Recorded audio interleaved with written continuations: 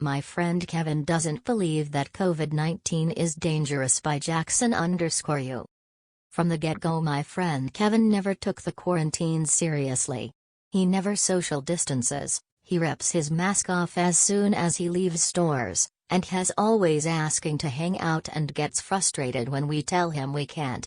Last night we were all on Discord and we had this wonderful conversation. My friend is Kevin, me, and I'll list my friends' names, all false names. Kevin: guys, we should really hang out, you guys available tomorrow? Everyone: we can't. Kevin: come on, don't be a p, coronavirus is only affecting old people. Adam: dude, it can kill anyone. Any age. Jake: there's a reason everyone is doing all this social distancing. Kevin: it's not even dangerous. Me: alright, genius, if that's true then convince us. Kevin, after a pause: well, okay. I get that people are dying, but it's a really small number. Me: looks up worldwide death count. Me: bro, over 250k people have died. It's definitely a problem. Kevin: yeah, that's a small number. Like 1 million people are killed every year in car accidents. 250k is nothing. Adam: bro, this coronavirus is far from over, who knows how many people are gonna die by then. Kevin: okay, but even if 1% of the world population dies, that's still really small.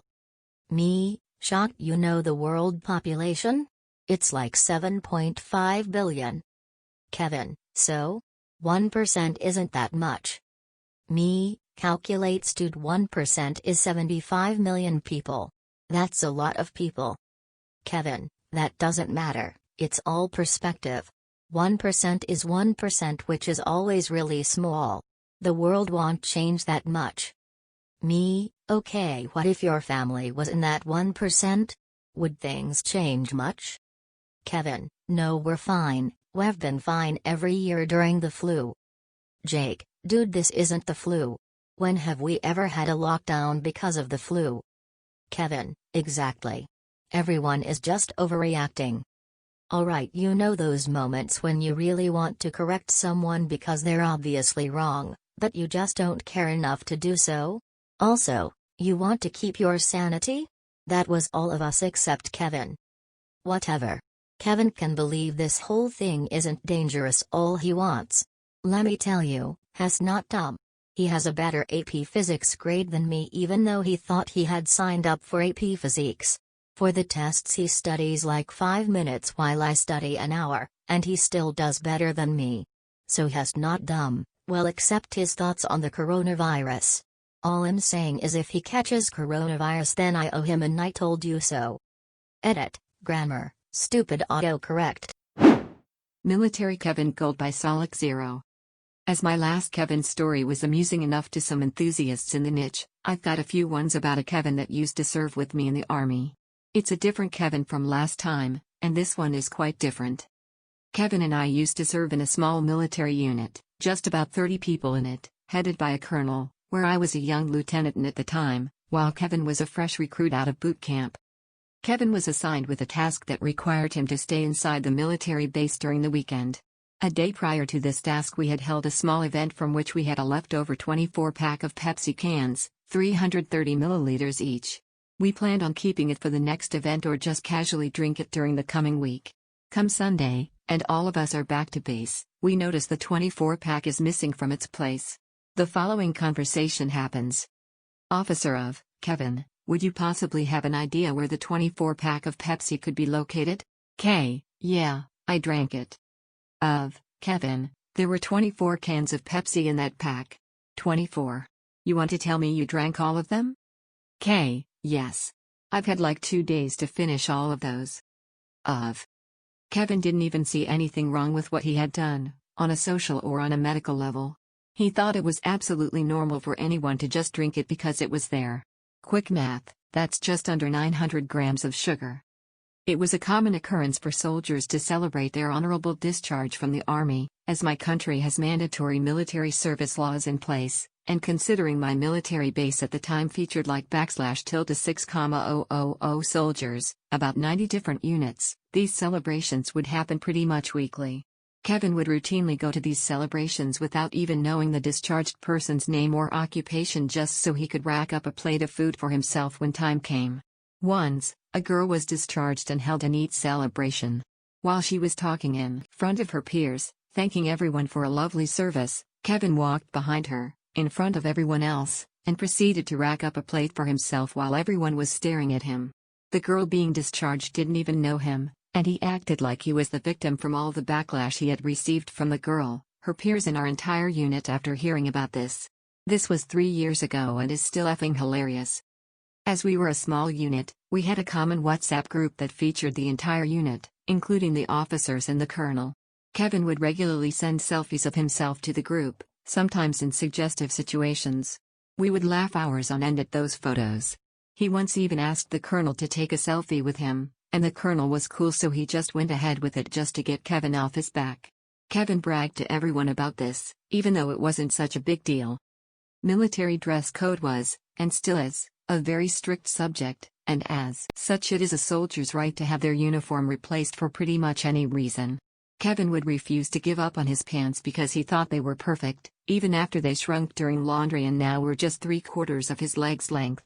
He wore very long socks and shoved the end of the pants into the socks, looked ridiculous, and would walk around like nothing was wrong. Kevin was tasked with taking out the trash in a military event we hosted as a unit. The garbage bag ripped halfway to the big trash room.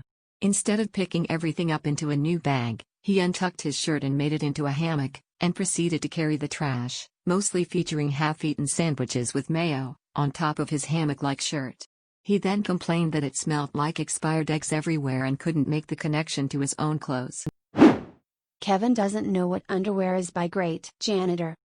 This was back in late 2001, and this Kevin, I've sadly known so many, was a morbidly obese guy who I often called Cartman based upon how similar he was to the South Park character, mostly fat, borderline racist, treated his mother like shit, though that was a two-way street and a chicken and the egg thing. Don't know if she started it and he treated her like that in response, or if she treated him that way in retaliation on how he treated her. He was also big into gaming and anime. He was a virgin as well. Now we were in our early 20s. I know that a big chunk of why he was a virgin was due to his weight. Not many women find a nearly 1,000-pound person attractive. Now he made fun of us for all the women we dated, pointing out all their flaws and calling them dogs. He was so fat that not long after getting his GED he qualified for disability, so he enjoyed sitting at home all day getting money for being fat and laughing at us for having to work.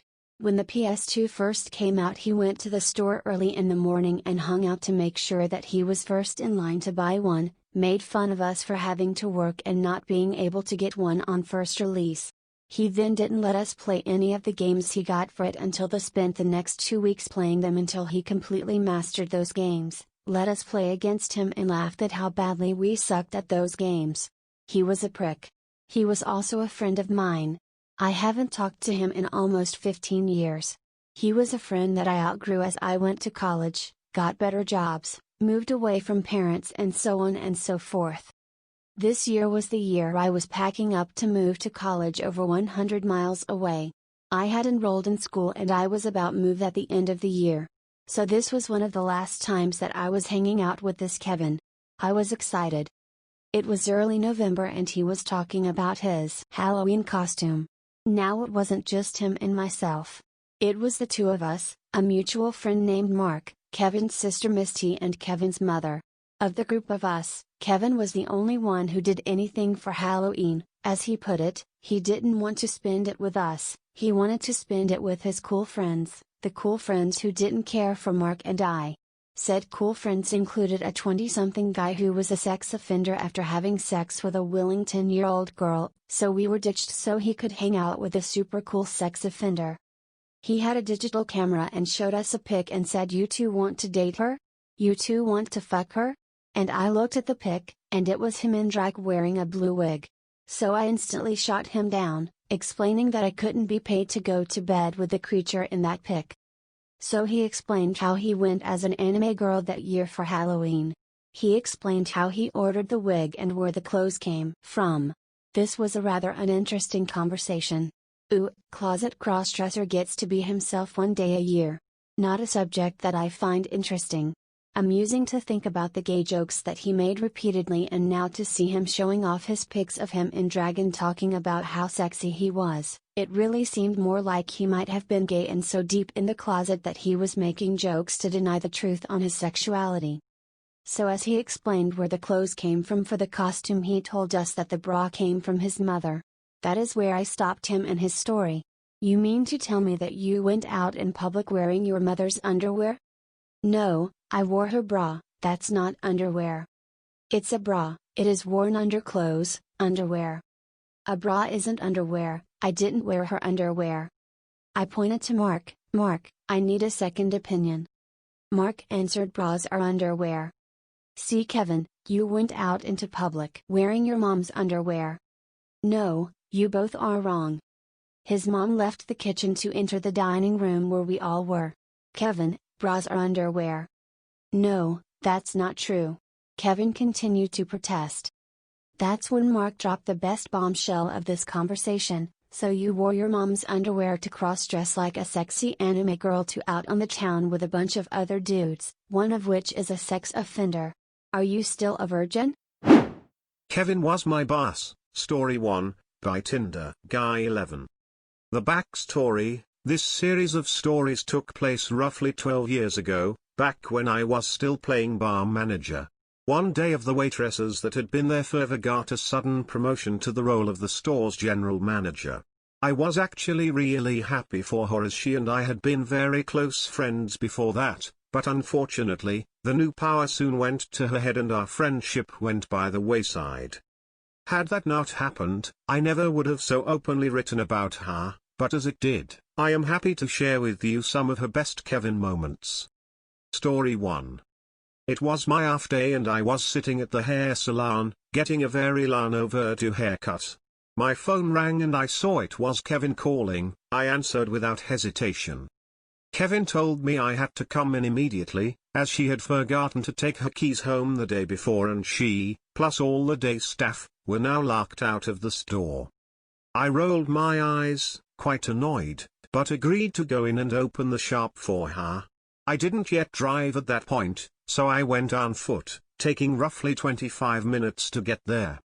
I arrived to observe the following: the pizza guy standing on a ladder, trying to saw off the padlock with a metal saw. Where they had gotten the saw is anyone's guess.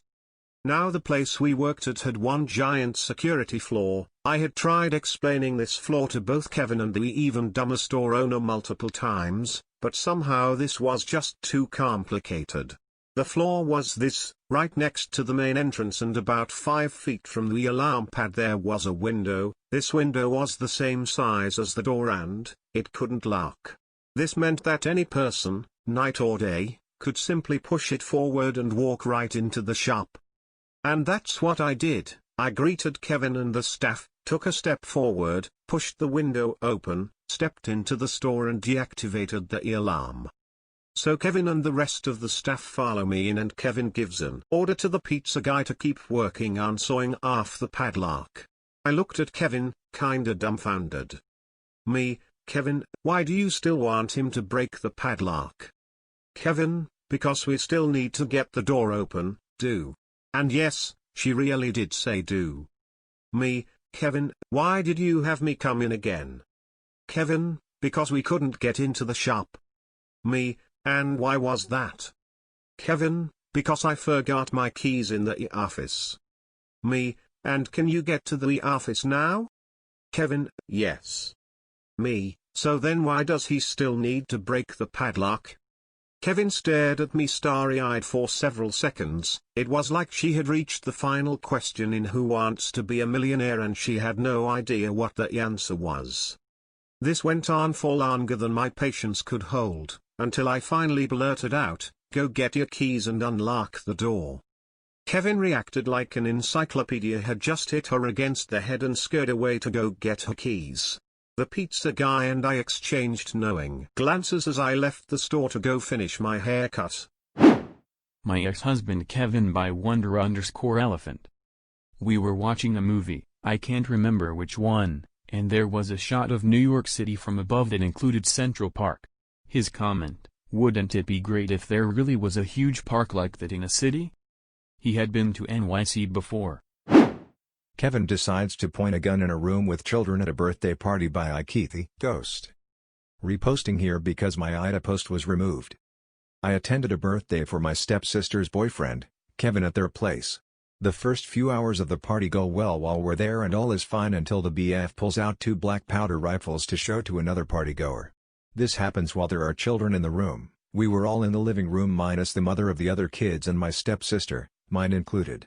I don't say anything initially and listen to Kevin explain the functionality of the gun.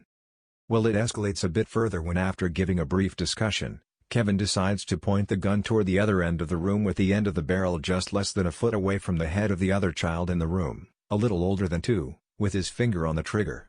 Meanwhile, the father of the child in the room with us is watching and says nothing while this is happening, and the first person to speak is another friend of my sister's who says, "Please don't point the gun like that with your finger on the trigger right next to child." Kevin responds with, "Don't lecture me on how to handle my firearms in my own home." He lives in an apartment. Friend then decides to go to the room where my sister is in and tell her what happened. I'm staring at this guy in the most confused state I have ever been in, still trying to process what just happened and what I watched him do. For the record, this guy is also prior military and claims to have extensive experience with guns, more than most. He was in the Coast Guard. My sister comes into the living room and tells him that he shouldn't do that thing he just did. He says the same thing as before, trying to impose authority over everyone in his house. That is when I decided to chime in. I say, being military myself, I cannot believe you would act so immature as to point a weapon in the vicinity of a child, a toddler no less. Being prior military, you should know well enough what the hell trigger discipline is, and you have shown zero responsibility while holding a deadly weapon. It is not just some toy to show off, it has the potential to kill anyone if something were to happen beyond your control. If you were to point any weapon towards or near my daughter, I don't give a fuck if it's your house or not. I will lay you out on your ass and treat you like a threat. That's a promise. After I spoke, he paused for a moment, turned his head to the side and said, "All right, party's over, time for everyone to leave." So we left and I stewed a bit, trying to calm myself down when I got home. No apology, no attempt to reconcile, nothing. He just shut down, acting like he did nothing wrong at all, and recluded to his bedroom while my sister cried in the bathroom. I'm incredibly frustrated with this guy because he's showing a ton of red flags that make me concerned for my sister's safety. Edit. A few hours had passed and my sister calls me asking for an exact statement on what I saw had happened initially. I gave it to her and she explained that BF was going through some stuff and wanted to seek professor help. I said great and I hope he gets better. BF then asks to speak to me on the phone. I oblige and listen. He states that he felt threatened by my statement earlier and that he didn't appreciate my tone. I told him that I didn't appreciate him pointing a gun willy-nilly in a room full of children. Loaded or not, I was not going to sit by and do nothing if he did something like this again. He made some BS excuse that he knew what he was doing and that the nature of the weapon wouldn't have prompted any accidents. While I agree that the weapon in question would have to be pretty deliberately loaded to fire, it still does not sit right with me the way that he handled it. If he does that kind of stuff with those guns, who's to say he does not do so with others? He finished his piece and I told him that I wanted him to understand the way he made every single person in that room feel when he handled the weapon that way, and that he would have to face the consequences of his actions if something were to happen or someone got hurt. He shut down once again, saying he didn't want to discuss it anymore, and I say good night to my sister. Edit 2. So, a lot has happened today, but to briefly sum it up, my sister and her BF are taking a break, which initially started by my family and I helping her move out. However, shortly after we began, my sister stated she didn't want to move out and let BF get the help he needs to become better. I'm personally opposed, but that is solely based off my observations and would feel better if she cut ties with him completely. But she is an adult and I cannot make her decisions for her. I have let her know that I am here for support whenever she needs me. Thanks to everyone for the support and comments. This whole incident may sit with me for a while, but in the end I have to worry about my own family as well, and I can't afford to throw my career away just to teach a lesson. For further information, I mentioned prior that my daughter was amongst those in the room when the incident happened, and I was feeding her a bottle in my arms when the guns came out. Thank you again, everyone. Kevina doesn't understand out of order signs by roaming_angel. I used to work in a corporate cafeteria, and in this cafeteria, there were 2 vending machines, one for drinks, another for snacks. Since our cafeteria only sold healthy food, the vending machine was rather popular, as it was the only place to get junk food unless the workers wanted to walk down the street to the closest convenience store. Now, despite being in the same room, we, the cafeteria workers, had nothing to do with the vending machine, which we had to remind people repeatedly whenever it broke down, which it did so often. Sure enough, one Friday afternoon, it malfunctioned again, the bottom door that stopped people from reaching their hand up to grab whatever was on the lowest row jammed, and the snacks would sit on top of it rather than falling into the cubby. Still with me? After several customers complained about the vending machine, and me telling them to either call maintenance or the number on the machine, I finally snapped and put up an out-of-order sign over the buttons, because I know these people, and there's a lot of Kevins working there. Fast forward to Saturday, it's a slow day, and I'm working with one other woman. About halfway through the day, an older lady, about late 50s, walks over to the vending machine, and I was bored, so I watched her. My assumption was that she'd see the sign, huff, and then come over to pour me to demand when it would be fixed, like the numerous people before her. Alas, she is the Kevina of this story, and common sense just can't seem to compute. See, the lights were still on inside, and when she lifted the obvious out-of-order sign, all the buttons were lit up, so surely, the vending machine must still be working. The sign was just there for no reason, apparently. I have no idea what was going through her mind, I assume just white noise. I then watch in absolute disbelief as she lifts up the sign, puts her money in, and then tries to order a pack of cookies. Sure enough, it goes through, falls down, but when she goes to grab the cookies, she can't get them. Because there's a platform in the way. The reason for the out-of-order sign. Now, I know I could have been nice and warned her beforehand, but I was flabbergasted by the sheer stupidity and wanted to see how this plays out. It was a really slow day. In my defense, there were two other corporate workers there, and neither of them stopped her. However, they did try to shake the machine to free Kevina's cookies, to no avail. I am still watching the scene unfold, holding back my laughter to little success, until Kevina comes up to me with this gem. Kevina, is the vending machine not working? Me, slowly, like I was speaking to a toddler, yes, that's why I put the sign up. Kevina, oh, you put the sign up? Laughs, I just wanted some cookies. Me, I'm sorry about that. It should be fixed by Monday. Kevina, oh, okay. At that point, she just walked away, and I had to go back into the storage to laugh hysterically at this entire situation. Later, my lovely, 70-year-old co-worker came up to me and said something along the lines of, I would have called her a moron if she came up to me. I miss that woman. Zero chill. This is still my favorite story to tell over a year later, and she has forever been dubbed Cookie Lady to me and my friends. Kevin has a galaxy's edge-sized brain by vaguely_trans. When I was a sophomore, I had a junior classmate in my German class who was just such a Kevin. While he did constantly hit himself in the head with a textbook, that is not what this story is about. One day I was reading one of the William Shakespeare's Star Wars books by Ian Desher. Kevin comes up to me and says, "Wait, did Shakespeare write Star Wars? Have you ever said something that is so dumb you immediately realize your mistake and feel like an idiot?" This was not one of those situations, although I just assumed it was. Me, laughing, "No, this is just in the style of Shakespeare." Kevin just gives me this look like it's impossible that he was wrong. He was a football player, so he was super cocky constantly. But, the book says William Shakespeare's Star Wars. Yeah, William Shakespeare's Star Wars by Ian Desher. He just looked at me like he was trying to figure out how and why I was so clearly lying to him about this and walked away. I really can't believe he tried to insist that Shakespeare wrote Star Wars because of a book I was reading. Kevina and the Coffee Machine by awhq. Back in college, I worked full-time at a fast food restaurant in order to pay for, everything. Our restaurant had a handful of people who had been there for a while, but there was also a steady stream of newbies because there are people, believe it or not, who are not qualified to sling tacos. Kevina was a new employee. We actually had pretty decent training and there was a pretty specific way to do just about everything. 1 scoop of meat in a taco. Burritos should be spread this way with beans.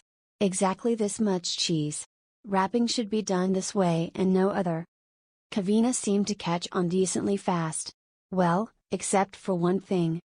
Every time Kevina needed to make coffee she had trouble. We used one of those bun coffee machines where you empty the old filter and coffee grounds, put a new filter in, put a pre-measured packet of coffee in, and pour 1 carafe of water in. What could be so problematic, you ask? Did she put too many filters because they stick together? Did she use more than 1 packet of coffee? Did she not understand she needed 1 carafe of water? No, she understood all of that. What Kevina did not, and seemingly could not, understand was whether or not the coffee grounds in the filter holder had been used or not. She'd pull the filter holder out and stare at the coffee grounds for a solid minute. Then she'd bring it over to me and ask if the grounds had been used. The first time she did it, I thought she was joking and I laughed. The look on her face told me she was not joking. Not even a little. So I told her yes, they had been used and should be thrown away so she could be a clean filter and a new packet of coffee in. I thought that was the end of it. It was not. Every single time I worked with Kevina, she'd bring the coffee filter holder over to me and ask me if the grounds had been used or not. About the 3rd time she did this, I gently pointed out to her that she could tell the grounds had been used because the filter was slightly brown and both the filter and the coffee grounds were wet. She nodded as if she understood. She did not. The next time she asked, I explained how the filter would be brown and the grounds and filter would be wet if they had been used. I even went so far as to tell her it was okay to touch the grounds if she was unsure if they were wet or not. The next time we worked together, she brought the coffee filter holder to me and again asked if the grounds had been used. She was even touching the grounds asking, "Are these wet?" I gave up on trying to get her to understand and just answered her each and every time she asked. The thing that really boggled my mind was that Kevina made a killer homemade cheesecake. While cheesecake isn't incredibly difficult to make, it's not a beginner dessert in my opinion. I did worry about how she knew the oven was actually on, though.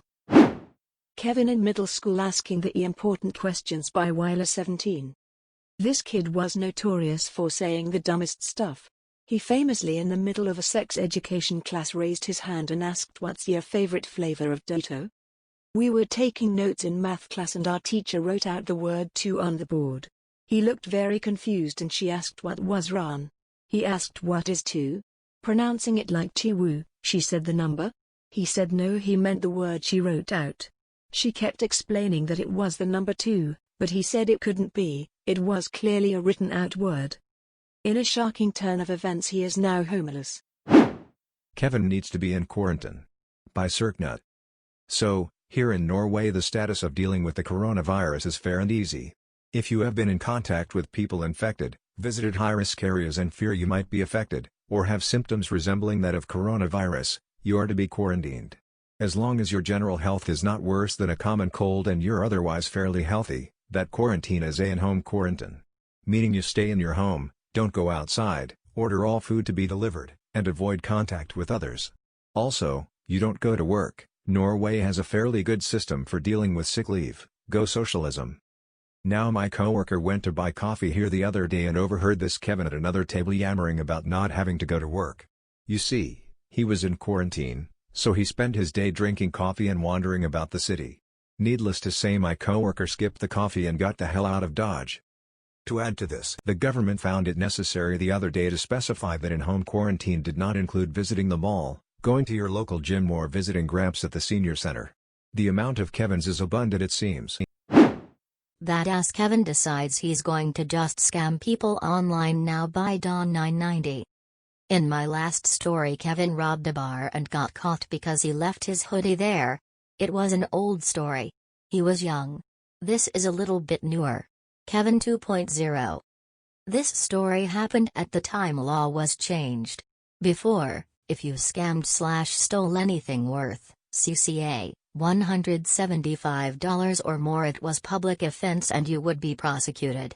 At that point they raised it to CCA, $350. So basically someone had to sue you to get their money back. It went from public to private law if under 350. It was heaven for small scammers selling things as fake handbags of certain brands, shoes etc. People would get bricks or pieces of wood sent to them instead of what they order. Really beautiful time for humanity. But honestly, I don't blame some of them, because if you believe that newest iPhone, at that time, was $1,300 in the store, but some good guy will lower price just for you on only $349, Kevin. Our Kevin wanted easy money, so he too jumped on selling fake things online. He registered himself on our version of Craigslist, downloaded picture of some expensive, ugly-ass, Nike shoes that were popular and was selling them for more than 60% off. Sounds legit. He scammed quite a few people, 20 plus. Got himself around $1,700. Nice. He just did one small oopsie. When it came to people asking how to pay him, he gave them his mom bank account info. You know, that kind of account where your name and address and all that fun stuff are available if police gets a warrant? Yes, that. Now, our Kevin was smart. Kind of. He was sure if she stays under $350 per purchase he will be fine. Lawsuits are expensive and no one will give tens of thousands when they were cheap/poor in the first place. Catch is, other people, most of them, didn't get caught because they would give fake names, use PayPal or some other form of paying, and their identity would never be revealed. If they don't know who you are, they can't sue/prosecute you, but Kevin gave them everything they needed, including his mom's home address. They didn't live together and he put her in danger. It doesn't matter how many people you scam, police will arrest you if combined it goes over 350.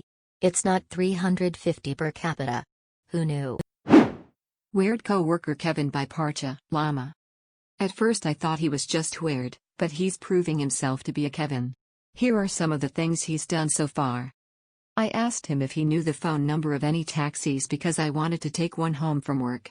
He said no, but that I should take the train to the mall on the other end of town because he's seen taxis there before. He doesn't get his check direct deposited and had a month's worth of paychecks waiting to be picked up. He said he forgot about them. He said that Trump's anti-immigration policies were stupid because people from Latin American countries could just study English, die, and then be reborn as American citizens. He was serious. He told me that I irritate our Asian coworker because I rearrange packages in mail carts the same way she does, and that's part of their culture. He told me that he purposely limps, and switches off which foot he limps on, so his feet won't get tired. The other day some different coworkers were saying a bunch of people just got a slight promotion, so I asked if Kevin was one of them. They were like, the guy who carries around a plastic bag with a lock? I've seen him carry a plastic bag, but putting a lock on it seems dumb even for him. Then he came in with a plastic bag last night and yeah, he had a padlock on it. And yeah, Kevin has been promoted. Kevina Goes Swimming by Wolfram 187. This story takes place many years ago when I was in high school. I sat next to Kevina in history class. She seemed nice, but never got above a C on any of the tests even after reading the chapter 3 to 4 times. I fully realized the level of mental handicap she possessed one day when our teacher asks us to take out textbooks and turn to chapter 8. Kevina reaches into her backpack and pulls out a wet wad of 12 to 15 pages of paper. She looked at me and said her textbook got wet. I didn't think anything of it. I mean, maybe she spilled a glass of water on it, or maybe she got caught in an afternoon typhoon with no umbrella. I asked her where the rest of her book was. She said the pages, except for the ones she had there, were hanging on the clothesline at her house.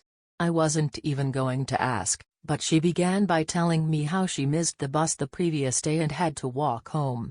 As she is walking home, she thinks, I might as well walk on the beach. Our school was next to the beach if that wasn't obvious. Now her house is a good 5 miles, 8 kilometers, from school, at least. She tells me, she then thought swimming would be faster. I thought, WTF. So she goes into the ocean with all of her clothes on and backpack with all of her books. She said she was swimming up the beach for a few minutes before she realized it was slower than walking. So she came out of the water and walks the rest of the way home, soaked head to backpack to toe. The Cucumber Incident by Diosinaya. Slight bit of backstory: I've been attending a folk high school with 100 students for a year. This is where I met my Kevin. A girl in my school had to go to the hospital to replace a kidney. This was a well-known fact throughout the school, and she had been gone for a few weeks already when Kevin asked my roommate why she was in the hospital. Now, one of the reasons me and my roommate click so well is that we both have the most absurd answers to obvious questions, and we both love to screw with people. So naturally he responded that she'd sat on a cucumber and needed to get it removed. Once she came back to school, Kevin went up to her, and even though we thought he'd taken it for the joke it was meant to be, he asked her whether they had removed the cucumber successfully. This of course led to that girl hating my roommate for the remainder of the year and many times fondly remembering the cucumber incident. A Horde of Kevins by Deleted. I used to work for a company filled with Kevins. The stories below are actually about different Kevins, not just one. To be fair, all of these Kevins were very kind people.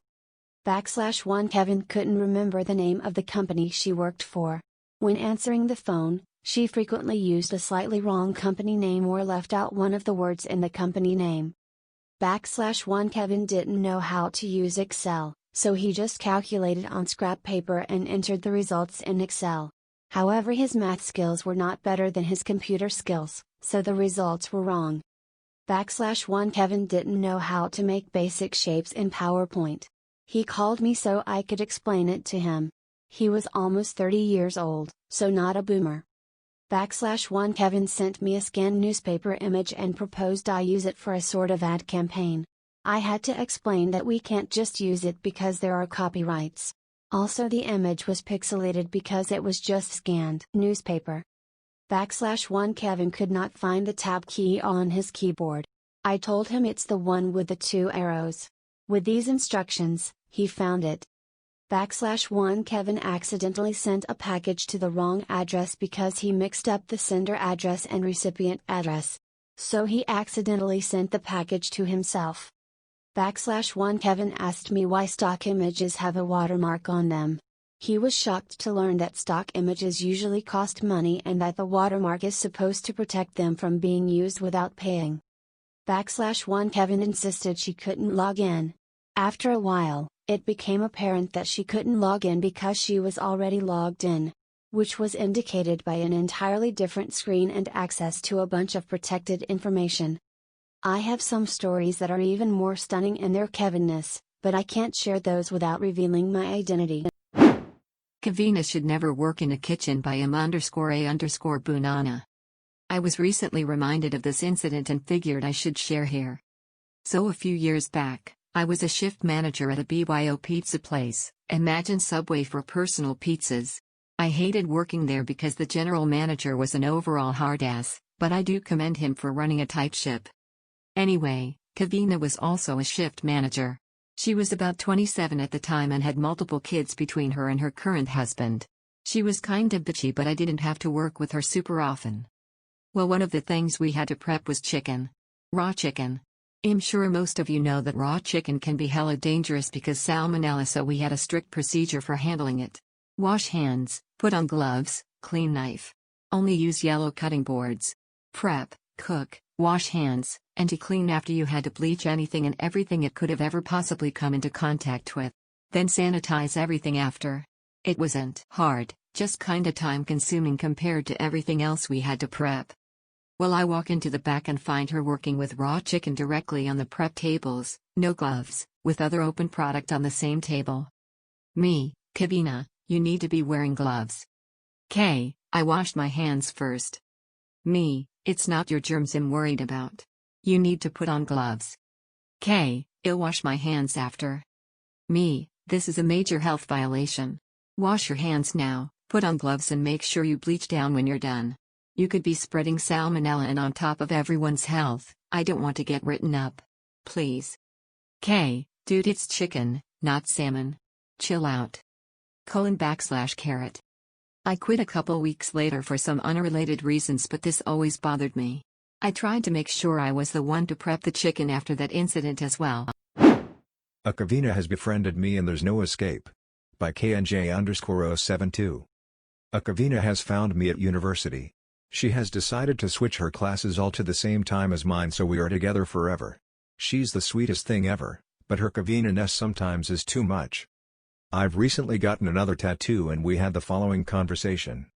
Me, I'm having such a hard time not scratching my tattoo. It's driving me crazy. Her, oh? You can't scratch them? Will they come off? Me, what? No. A Mother's Day Surprise, with Kevina. By skynolongerblue. I am so ding-dong diddly-do mad that I literally don't know what to do with myself right now.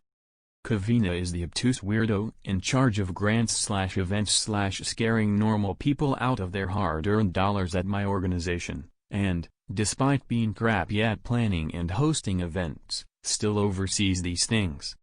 My boss is the brilliant and laid-back chief science officer in my organization.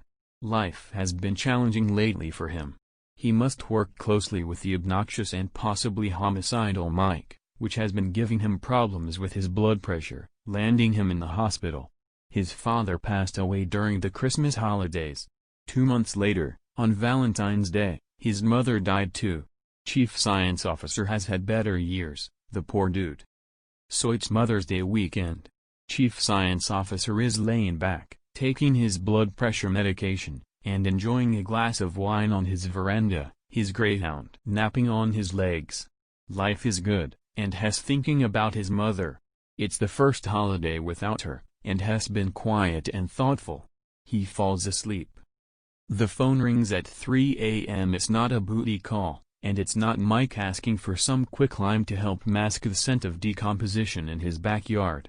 It's Kevina. Hi Chief Science Officer. I hope I didn't wake you up. If I did, it's okay, because I know how helpful you are.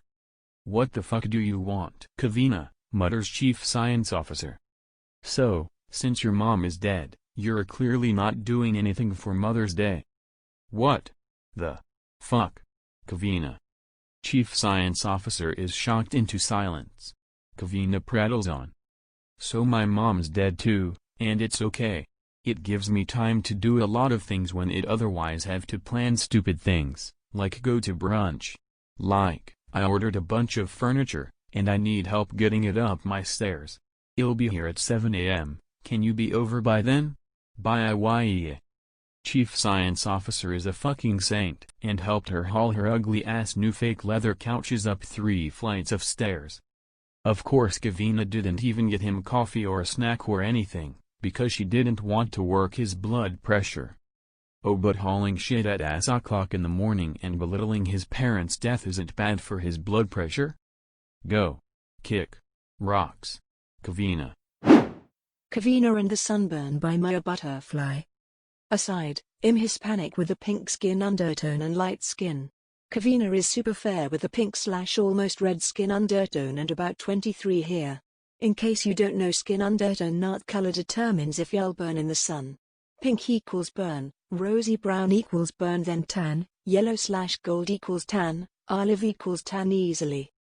A group of us were going swimming. I go to put on sunscreen. Kevina, why are you doing that? You're Hispanic? Me, yeah, but I still burn. I'm pretty light skin and with a pink undertone. Kevina, well yeah, but you are Hispanic. Me still need it. Notices she's not putting any on. Would you like some of my sunscreen?